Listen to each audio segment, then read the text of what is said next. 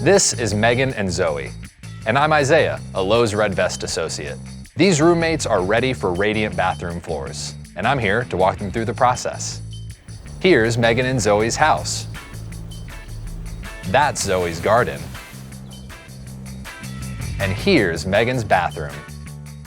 Love what you've done with the place. Tell me more about the house. I purchased this home about a year ago. It's a 1922 Craftsman. I love DIY. I've done quite a few DIY projects since I moved in. I've installed a French drain, I've waterproofed my garage, and I've ripped up carpet and installed laminate in the basement. So, what's next on your DIY list? We've done a lot of outside DIY projects, and I think we're excited about moving inside to make the space more cozy. I would love to learn how to install heated floors in my bathroom. The tile temperature is jarring, very, very cold. So having a nice warm bathroom floor would be lovely. And I'm excited about learning new things to use throughout the rest of the house too. I love the hex tiles that are currently in my bathroom, and I'd love to find a way to emulate that aesthetic again, but with heated floors. And I'd love to learn how to do it myself. Lowe's has some great radiant heating kits that you'll love. They warm up the floor and the entire space too. I have a few tips and tricks that will make this project a fun one. This is how to install radiant floor heating with real customers guided by a real Lowe's Red Vest associate. So here we go. Let's get organized. Here's a look at the tools and materials Megan and Zoe will need for this project. Megan and Zoe are starting with a clean slate here. The radiant floor system will sit under the bathroom tiles, so the current ones need to be removed. After protecting their bathtub and removing the toilet and baseboards, the hexagon tiles are chiseled away, leaving a level blank canvas for another great DIY project. Sweep any debris, then use a damp sponge to capture any remaining dust. Remember, always consult an electrician before tackling any electrical projects at home. Megan and Zoe's electrician has already created a dedicated circuit for the radiant floors. Preparation is key here. Megan and Zoe previously measured the square footage of their bathroom and ordered the correct heating cable length, which is easy to do on Lowes.com. The radiant heating cable cannot be cut. Linking cables together to create a daisy chain is dangerous and a fire hazard. Before beginning installation, it's important to test all of the electrical lines and cables. This test will take place twice, before installation and after tiling. A fault sensor will sound the alarm, if needed, along the way. First, test the conductor resistance with a multimeter and alligator clips. The cold lead tag on the spool will have those factory readings you're looking for. Clip one alligator clip to each of the heating cable power leads. The ohm readings should fall within 10% above or 5% below the factory reading. Record this reading in the installation manual. Now, check the ground on this cable. Leave one cable connected and attach the other alligator clip to the ground braid. If the test is successful, you'll see an OL, which means overload, on the multimeter. Depending on the meter model, you may alternatively see I for infinity. That's okay too. All right, one more for the heating cable. This one is looking for any small breaks in the cable. Set the meter to 1000 volts and connect to one of the power leads and the ground braid. An OL reading shows the resistance is greater than 1 gigaohm, and the cable is good to go. The sensor probe will deliver floor temperature readings to the thermostat. There are 2 of them. Strip the ends of the temperature probe cables. Test this by attaching the alligator clips to the sensor leads and adjust the multimeter back to ohms. The reading should fall between 8 and 12 ohms. Record in the log. Oh my goodness. I'm feeling pretty grounded. How about you? Great. Megan and Zoe are ready to install the membrane, which will guide the radiant heating cables under the bathroom tiles. After one final sweep, they're ready to dry fit the membrane. If the membrane arrives in a roll and is looking wavy, back roll to help straighten it out. Oh yeah, that totally fixed it. Given the bathroom's small footprint, individual sheets will make the installation more manageable. A longer membrane roll is a great idea in a larger space. The dry fit is key.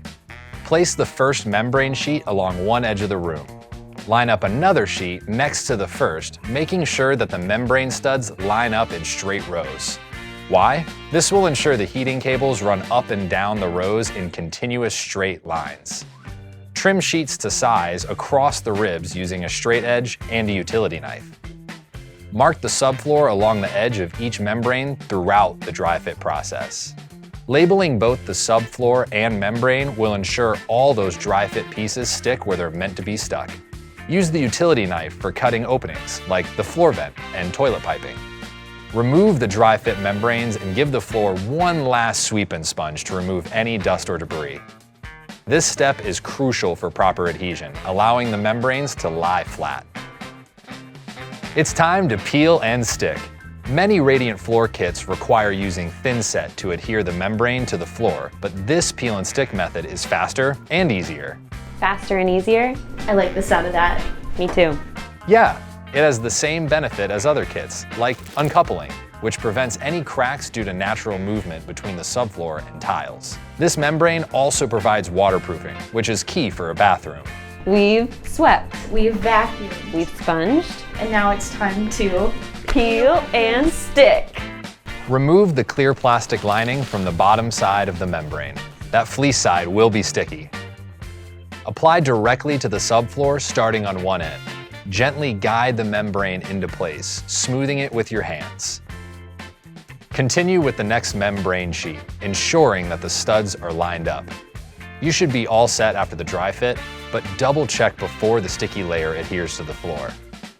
Continue laying the membrane until the bathroom floor is covered. Running a float across the floor is another way to ensure full contact between the membrane and the subfloor.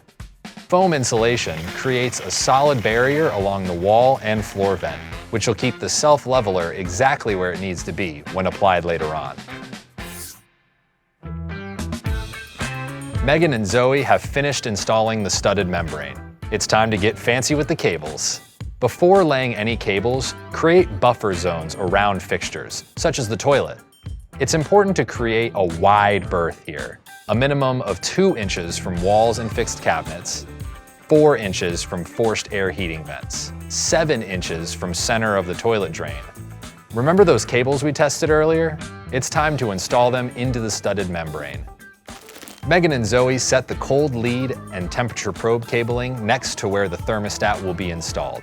Remember, an electrician should connect all household wiring.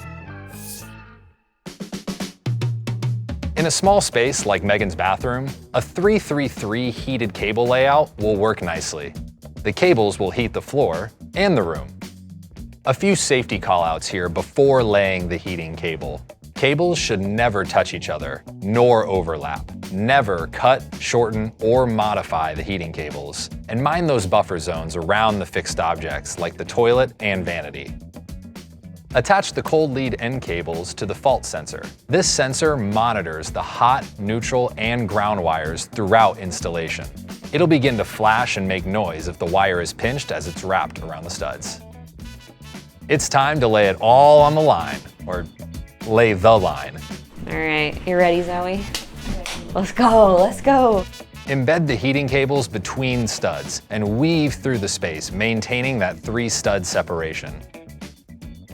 Snap the cable into the membrane, ensuring the cable fits snugly between the studs. This will help to prevent any nicks later on when topping with mortar and tile. Continue weaving and wrapping around the bathroom until the floor area is covered. Run the temperature probe about 2 feet from the wall along one of the stud valleys, between and not overlapping any cables.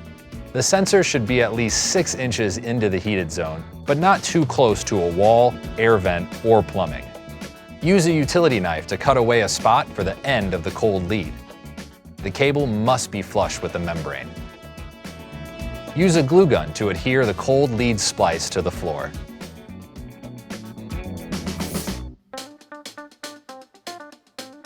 Now that the membrane, heating cables, and sensor have been installed and tested, pouring a leveler will help keep everything in place and help to prevent any nicks or dings throughout the tiling process. Combine the self-leveler and water in a 5-gallon bucket and mix with a ribbon attachment. The consistency here will be like a fruit smoothie. Think pourable, but not too watery. Pour self-leveler starting at one side of the room and working your way out. Spread with the float, barely covering the floor, membrane, and cables. Smooth the spilled smoothie over the floors, helping it reach the walls and corners. Make sure the heating element is fully encapsulated. The goal is to protect that cable. The leveler will need to dry overnight before tiling, so you can go make an actual smoothie now. Now it's time to tile. Trim the excess foam insulation with a utility knife. Knife not cutting it? An oscillating tool can make things easier for you. Ceramic and porcelain tile are great choices for radiant floors, as they are both durable and great at conducting heat. Avoid installing solid hardwood flooring over heating systems. Mix up a batch of mortar. This material will be thicker than the self-leveler. Think of peanut butter here. Scoop a line of thinset along the edge of the room and spread with the trowel horizontally and then vertically, creating parallel, even lines. Start laying the tiles at one end of the room and work your way out. Lowe's has a great how-to video demonstrating how to tile floors. Check it out for the full step-by-step process. Megan and Zoe have installed radiant heating and tile in their bathroom. Once everything is cured, they're able to return to the bathroom and complete a few finishing touches. Megan touched up and reinstalled her baseboards. And finally, their electrician installed the thermostat for their radiant flooring system. Be sure to consult the manufacturer's instructions to see how long to wait after installation before using the system. The system featured here recommends waiting 7 days after grouting before consistent use.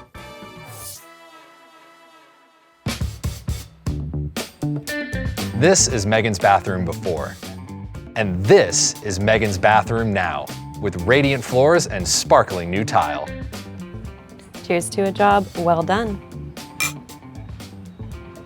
I loved the tile that was already there, but I feel like it looks even better now than it did before, and there's a heated floor. I feel like I'm not even gonna wait for winter. I'm gonna wait for the first 70-degree day. Just pop it on, get all warm and toasty. Everything was pretty clear, and I would totally be game to do it again too. In my bathroom downstairs, maybe? 100%. I feel like after this project, I've added a ton of new skills to my DIY tool belt. I'm so proud of us. Me too. Our first indoor DIY project, success. And it makes me wonder what else we can tackle together. Peel and stick. And that's how to install radiant heated floors. Nice work, you two. Thanks for watching.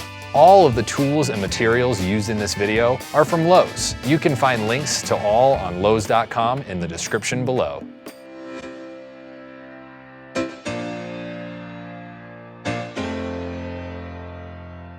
Be sure to like this video and subscribe for more how-tos like this one. And leave a comment below to let us know what you think about this bathroom DIY project.